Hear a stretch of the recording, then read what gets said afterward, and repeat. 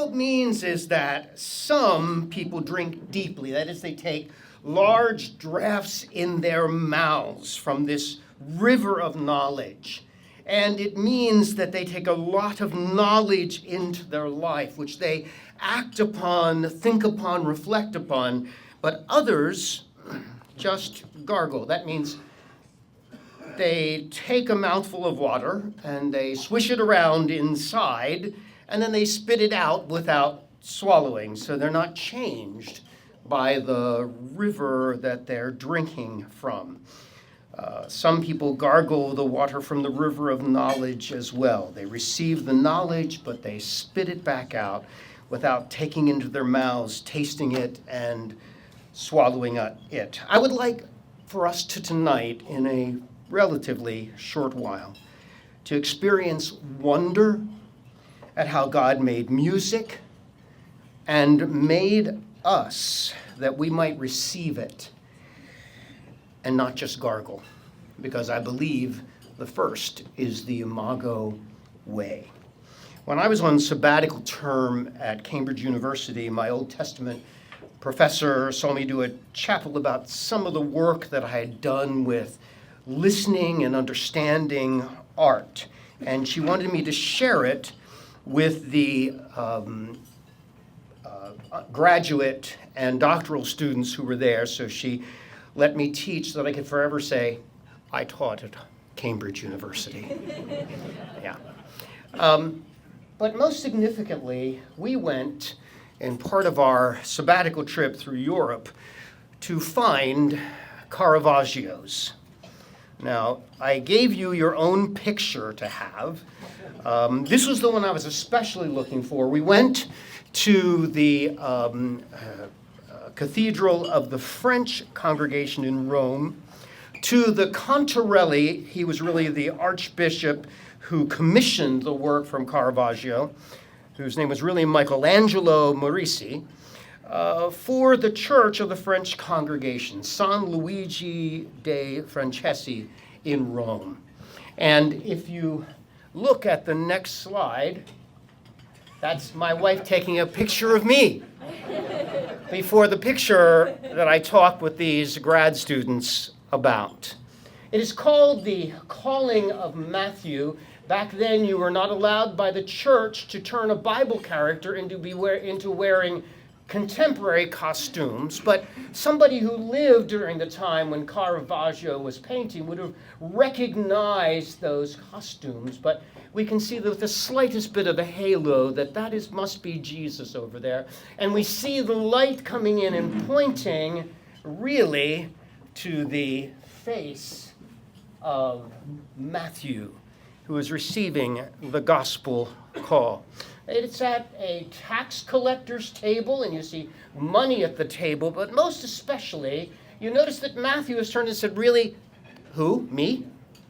And the others who are there, we have one old man. This is a standard icon from painting of the period. He's wearing glasses, which means his vision is restricted to what's right in front of him, into the things of this world. He's captured by the money.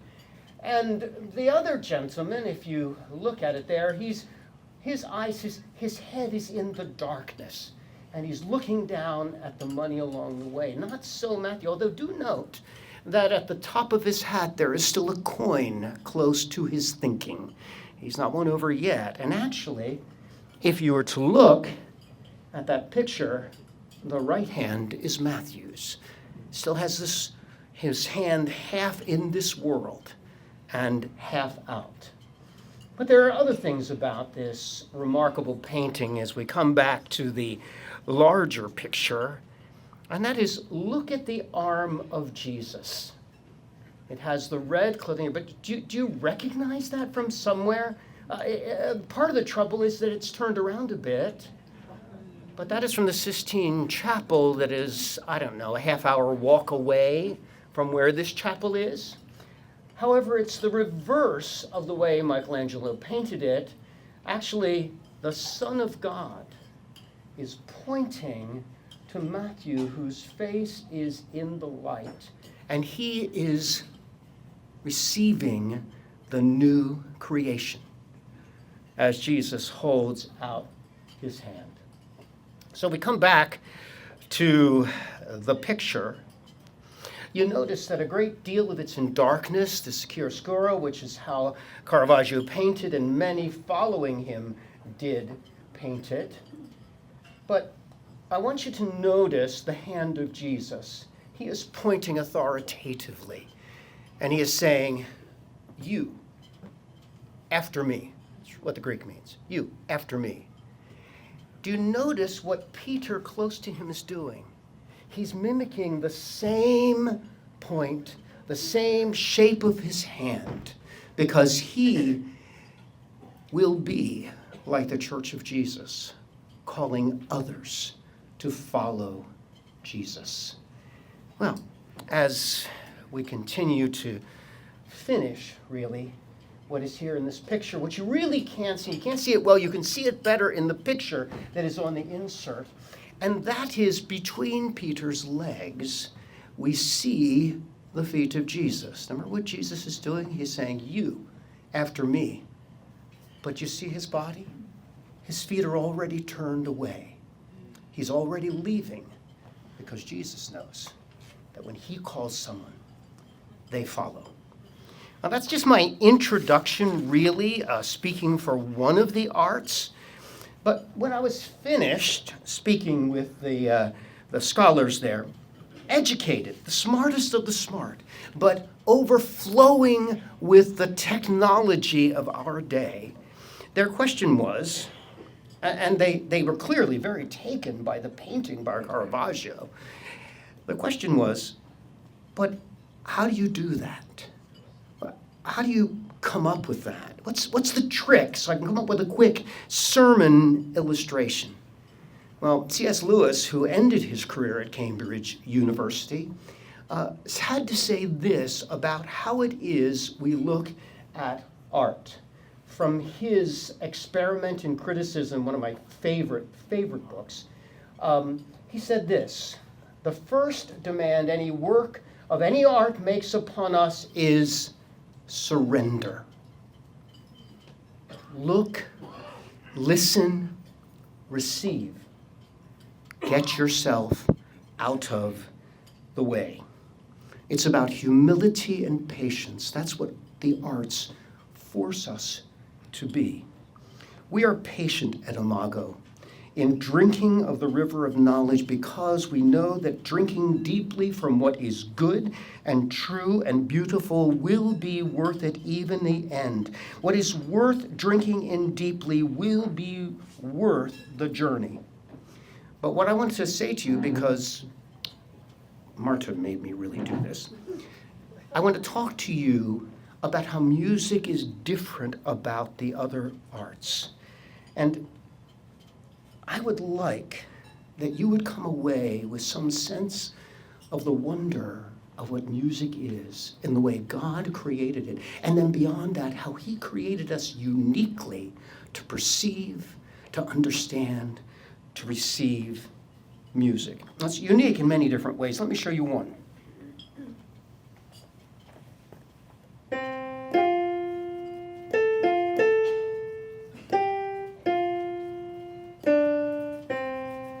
Does anybody know what that is? Anyone? Do you know what you did to get there?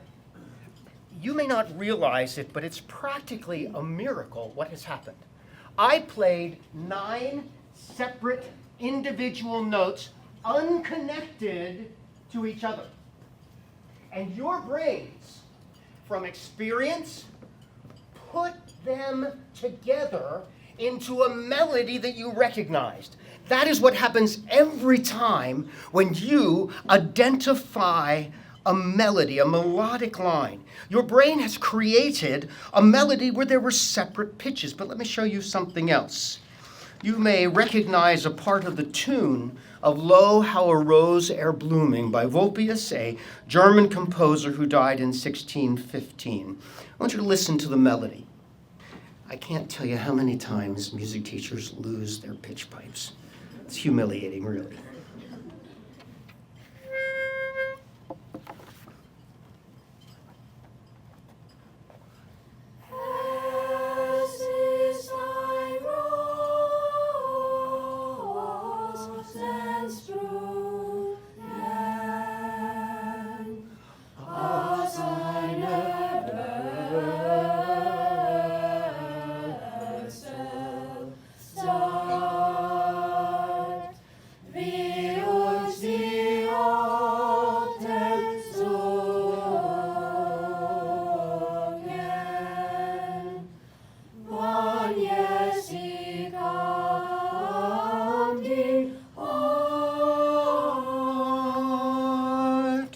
you've done that thing again as you listened. You did it in Amazing Grace. This is the actual music by Vulpius, and what he did was to take the familiar tune that you know, and he changed a note here and changed a note there. Let me show you something else about what is remarkable about how God uses music. Okay, I'm going to have each of them talk to each other about some subject of interest to them, and I want you to listen to them. Go.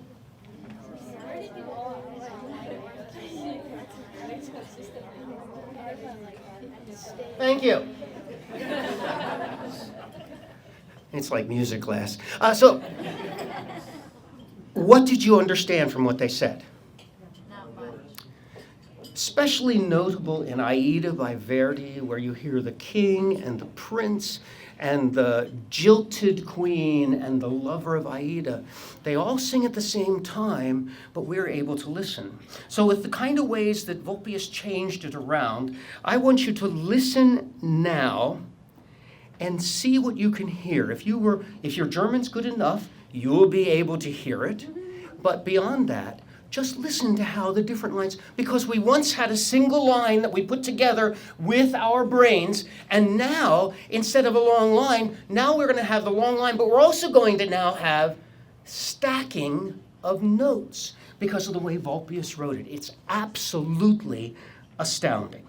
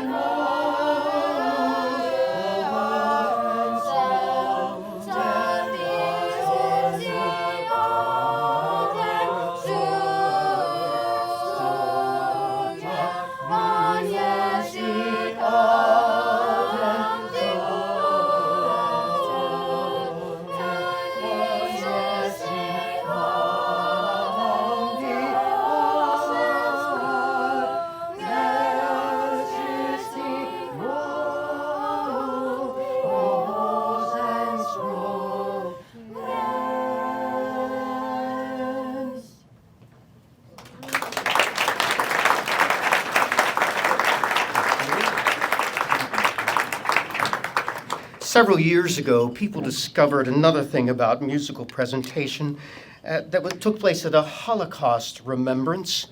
The older people who had actually been in the camp, some of them very young, but the memories were very severe, hadn't really always thought of those memories until the music of the orchestra at Buchenwald, music that was played and composed by prisoners. The music was played, and it all came crashing back, and it was too much. As in David's playing for Saul, music enters us and changes us. You know, you could have tried to close your eyes, but you would have still heard the music. You cannot hide from it. It changes the speed of your pulse. It changes your breathing. It changes you physiologically and psychologically. It stirs us. It creates tension and it gives relief. You can turn away from a painting, but you can't from music. Now I want you to listen and tell me something else that you think makes music different from the other arts. As Aaron Dulcis, one of our 8th graders, plays this great composition by Johann Sebastian Bach, usually one of the first ones advanced students get to play. It is the 2-part invention, 2 hands, but mostly because of what's happening between the 2 hands by Bach. It's actually number 8, and the reason you have the wrong number in your program is because, of course, I told Marta the wrong number, and Marta does all things well, I promise you. Anyway, am I right there, Danny? Yeah, that was such a good response. But Here's what the music looks like from Bach's own hand. Now that may not look tight to you, but music from the 1600s that has lasted this long, you can read it really straight from what he has. But I'd like you to hear the first tune that he gives us. Give us that F thing. So you hear that? That is essentially, can you play each of those notes but hold them this time? Yeah, hold them all down. Do it again. No, just start, hold it, hit it, and then hold it. And then, we didn't practice this at all. Don't try this at home. Now that's the melody, but it's something else now, isn't it? Do you hear it? That's a chord. So, for example, here is just a simple chord, right?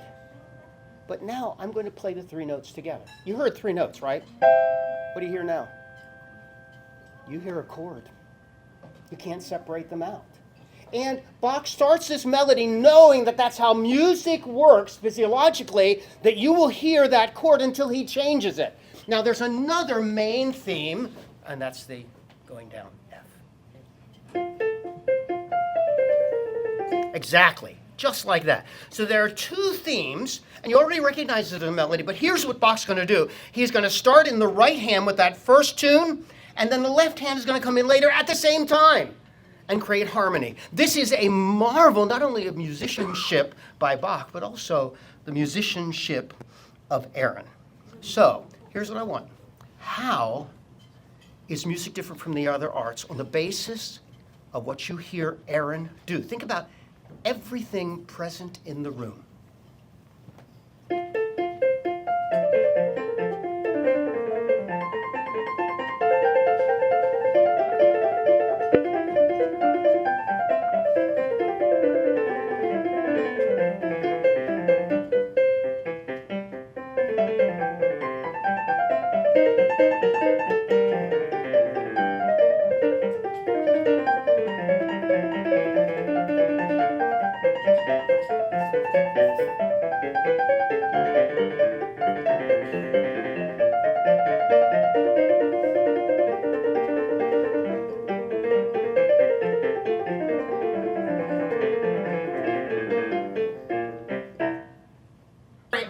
Fix that, excuse me.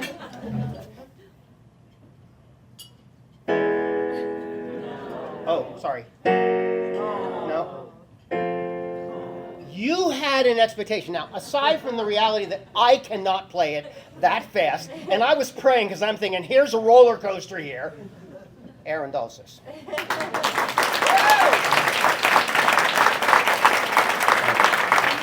Now that effect at the end is the way that music works. You may have heard this. Let me see.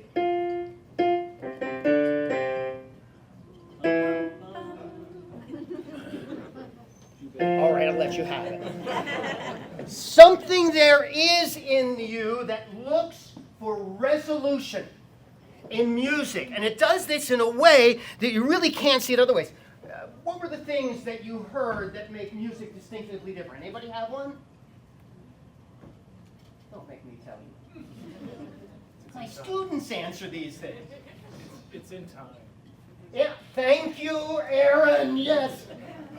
It is in time.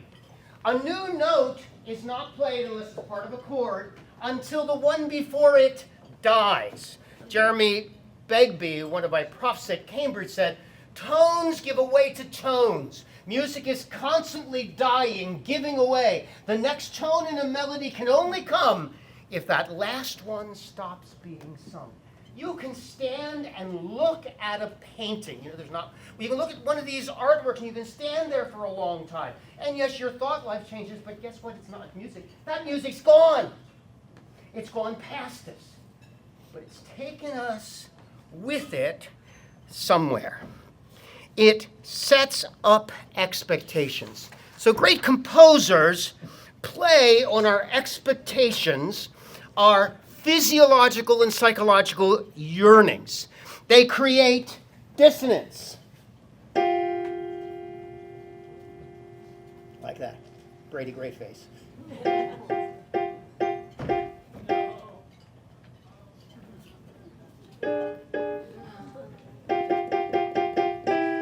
That's resolution, all right?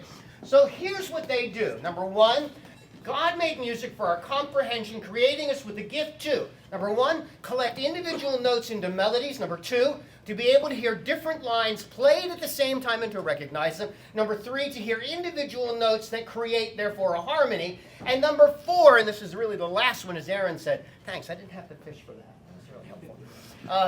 Experience something that is not static, but is like us, a creature of time, always passing by, and yet with a goal. I want to show you how one of the greatest pieces of Western music, maybe all music, takes us on a journey, starting somewhere, moves away, and then comes back home. Probably one of the greatest pieces of all music that shows us that God has created laws that are revealed by music in nature in different ways from the other arts. I'm going to be doing it with the help of Joshua Weilerstein, who played with the Boston Philharmonic Youth Orchestra. He was a violinist, but now a conductor principally. He went to New England Conservatory, and he's now head of the Aalborg Symphony in Denmark, but he's also conducted this piece with the New York Philharmonic. These notes are the most famous notes in all music.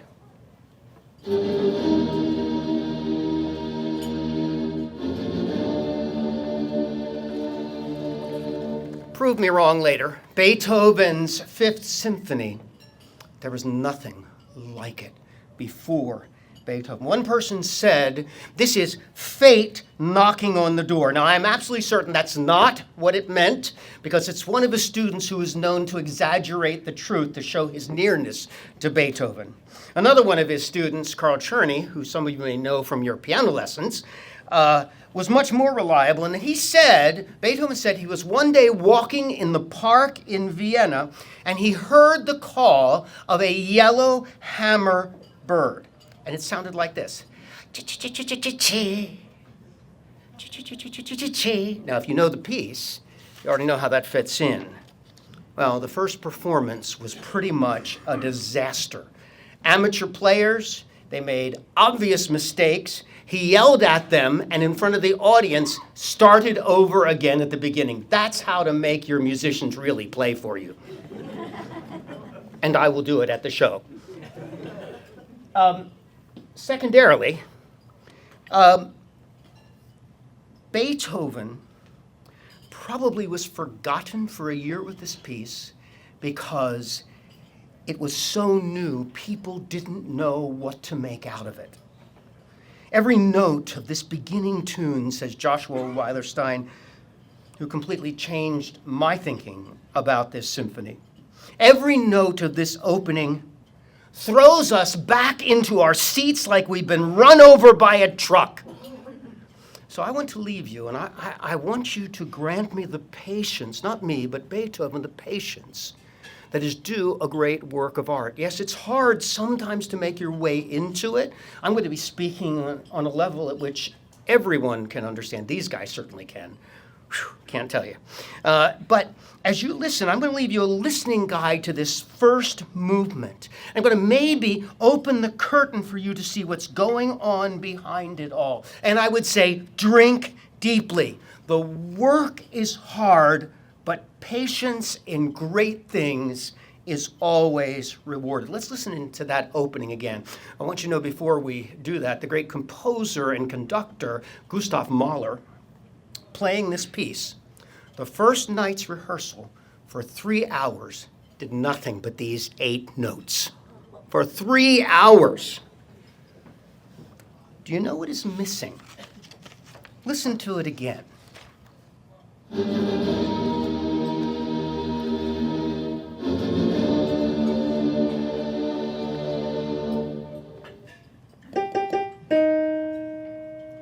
We know it's in C minor. The name of the symphony is in C minor. But really, what is it pointing to? I mean, really, technically, it could go... I'm sorry, that's not right. from those same notes. No reason it couldn't be. Or it could go.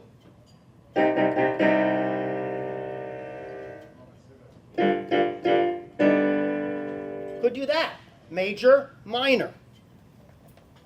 It is incredibly unstable. It is ambiguous. And it meant that people, hundreds of years later, would listen to this piece. Ambiguous, unstable. It could go to E flat major, C minor. It builds suspense. It propels us forward. It raises unresolved questions about what is next.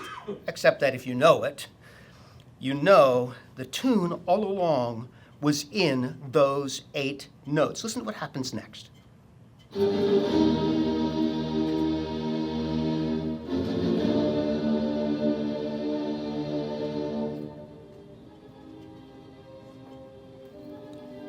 you hear the motive?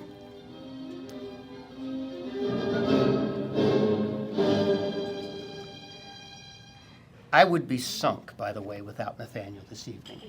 He's really making this all possible.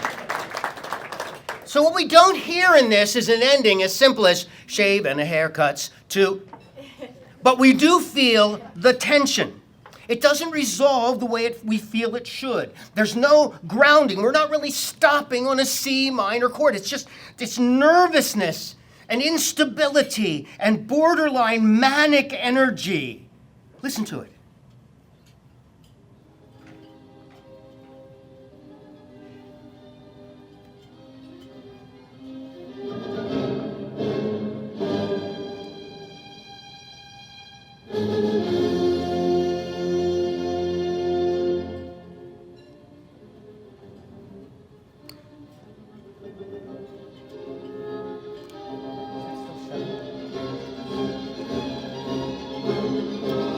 Driving home. What's going to happen next? Now, this you need to know, listening to music of the time period, because everybody expected it. There were 3 parts to every major form, as in the symphony begins. An exposition. Exposition is where he trots out the tunes he wrote. Usually the first tune is aggressive and edgy and gruff, and then the second tune is soft and melodic. Then what happens here is the tune is going to be changed dramatically, really stopping on a dime and turning onto that softer tune caused by the French horn players. Now, as we listen to this, exposition is the first part, and that's where we are. French horn. Now here starts the tune.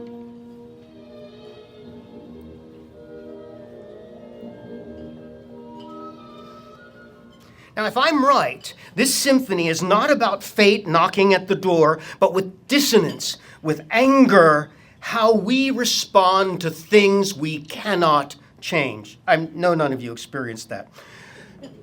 But Beethoven is changing all that angst with major chords. We know what major chord means. It means happiness.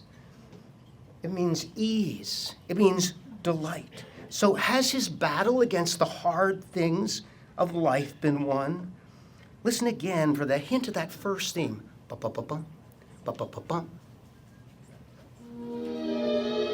Beautiful, lush, smooth.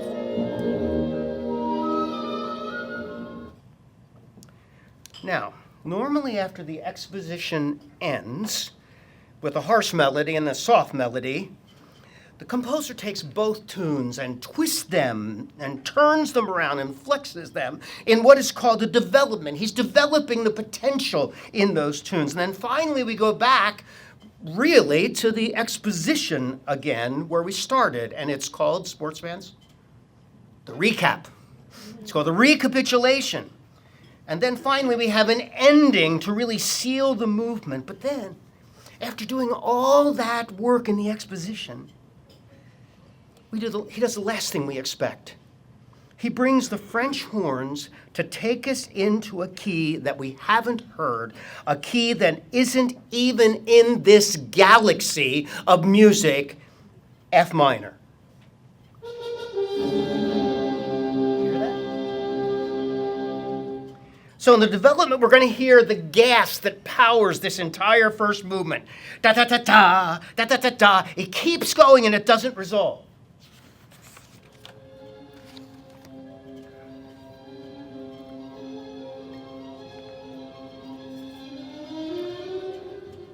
Not stopping. Do you feel the tension?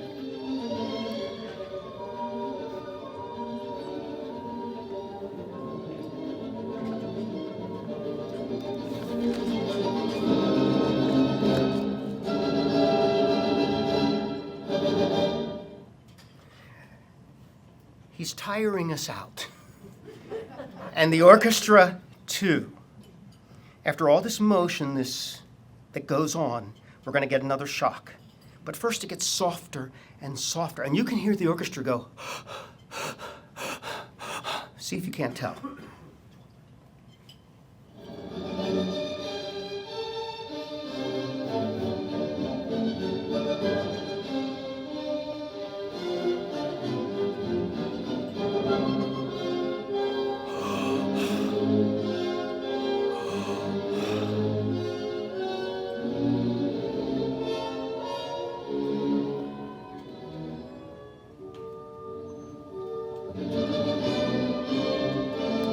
Must be, oh no.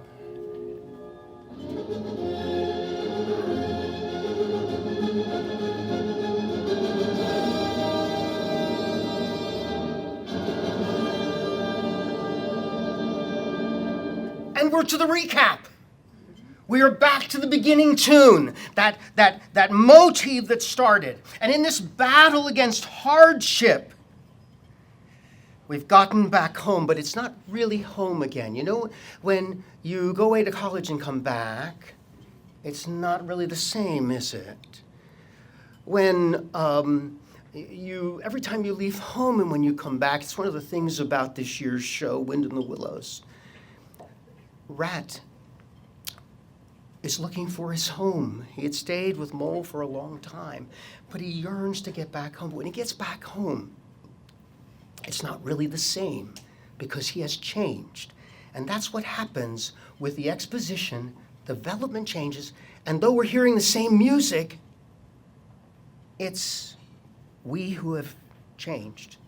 In this battle against hardship in the world, there is something that didn't happen the first time, and it's a sad, mournful lament in the oboe. It's out of character. You felt this way when you have one of those calm moments in the midst of trial.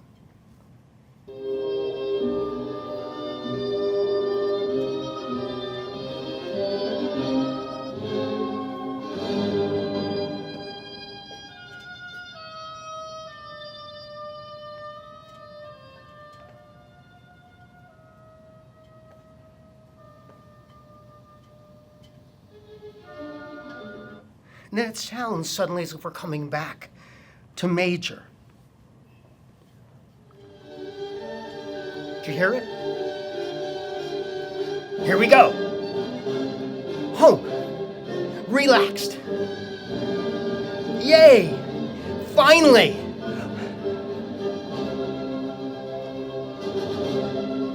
Yes! What?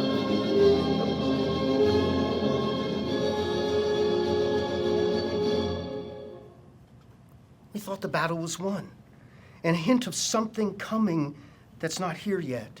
And what's he doing? He's turning up the he's turning up the volume in one of the most hair-raising moments in all of music as the intensity rises. It doesn't get more comfortable, but actually gets more difficult.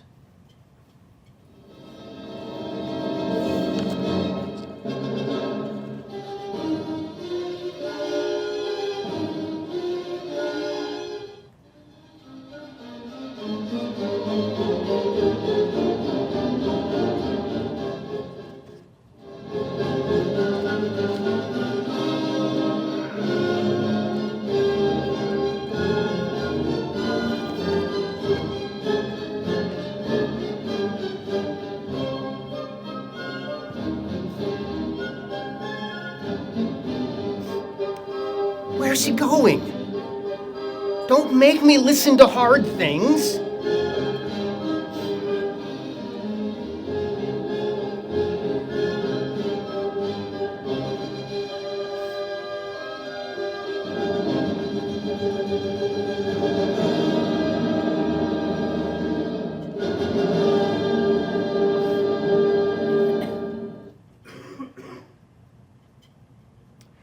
I can't leave you there. One of the most fascinating things, and actually I'm not sure, what number are we on? 20's next? Ah, good. Listen to the conclusion of this movement. Hear it end. It's not going to end in major. No, not yet. That's 3 movements away. It's going to end in a defiant, and for the first time in this movement, a solid ending where you know where you are.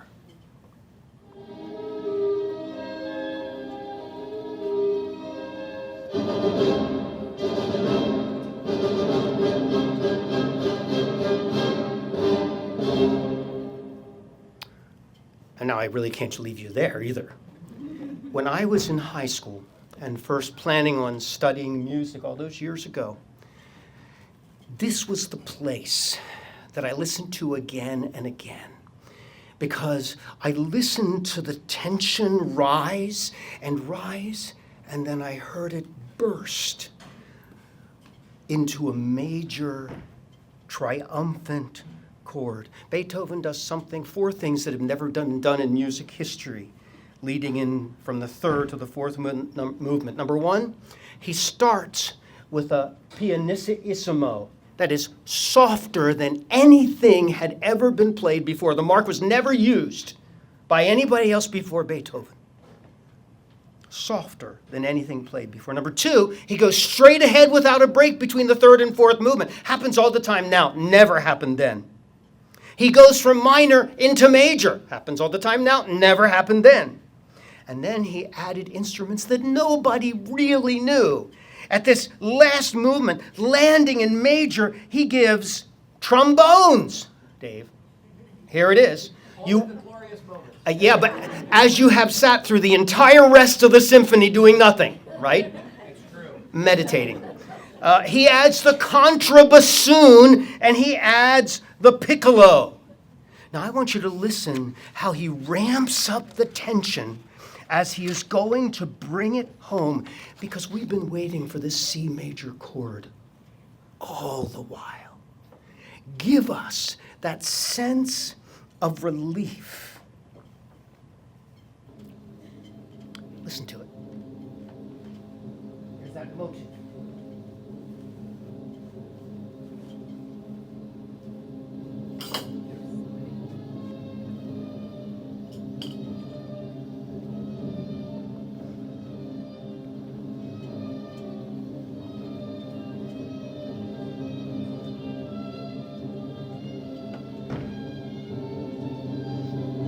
Can you feel the tension?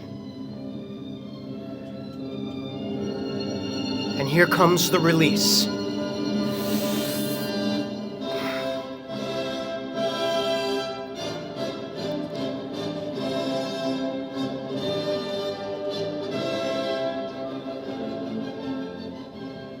What Joshua Weilerstein says about the whole piece, that 4-note da-da-da-da, can propel us to freedom or pummel us into submission.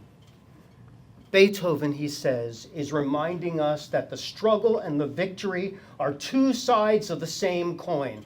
Without the struggle, there is no victory, and without the victory, there is not the ecstatic relief. Apart from the struggle of Jesus Christ at the cross, our victory, our delight, our rest is not won. This is the way God placed his stamp about redemption on every piece of music that existed. Beethoven didn't create anything new.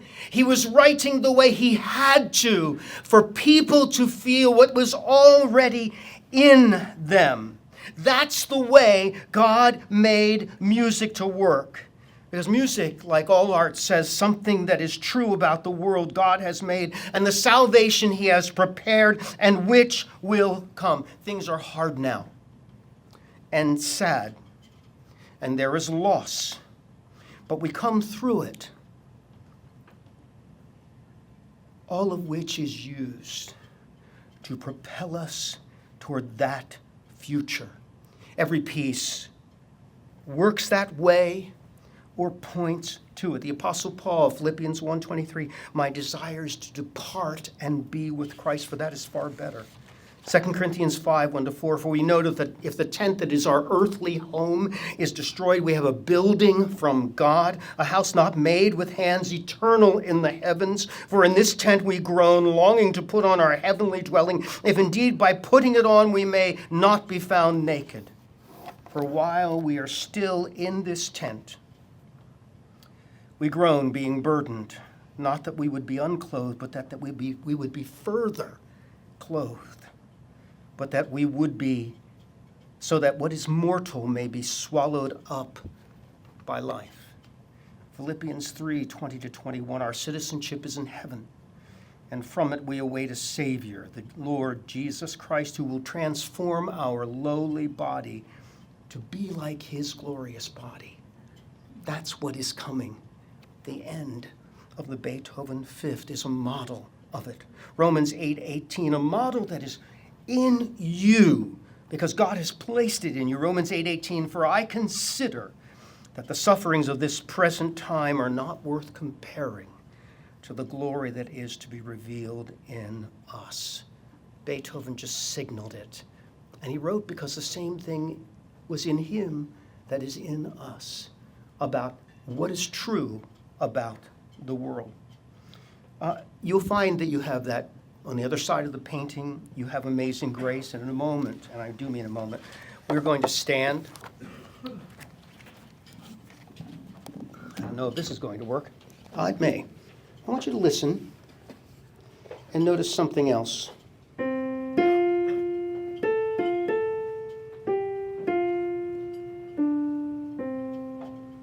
Is it over? No. It's signaling that there must be something coming.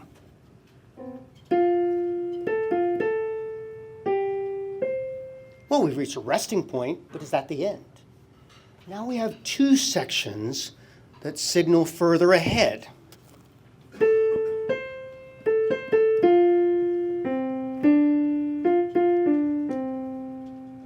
Is it done? Could be. It's not yet.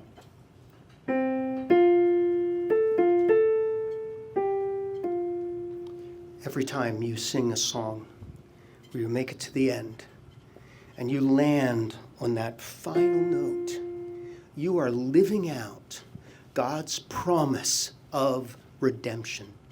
And he's given you music so that every time you hear it, every time you sing it, you remember, yes, I'm not there yet. Yes, the time is not over. This is a time of suffering and hardship. But as in the Beethoven, the time is coming, as sure as I started this hymn, where we will experience the glorious rest from dissonance that we've experienced in this life. For he has told us. Would you stand, please?